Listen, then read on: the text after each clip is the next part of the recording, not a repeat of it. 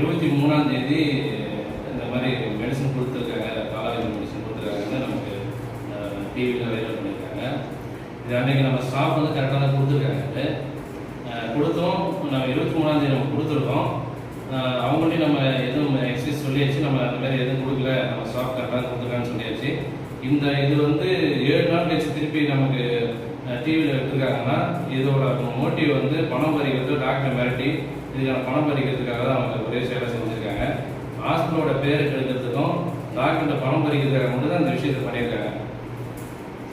இல்லை அது காலாவதியானதா இல்லையா? இல்லை, காலாவதி ஆனதில்லைங்க சார்.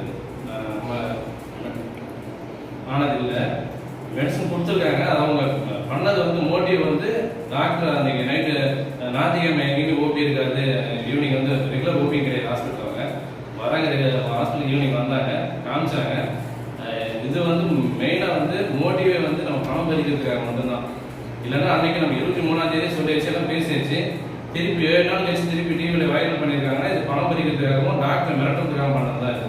எவ்வித காரணத்துக்கு கொண்டு ஹாஸ்பிட்டல் மேலேயோ ஹாஸ்பிட்டல் மேனேஜ்மெண்ட் மேலேயோ ஸ்டாஃப் மேலே எந்த ஒரு தப்பும் கிடையாது.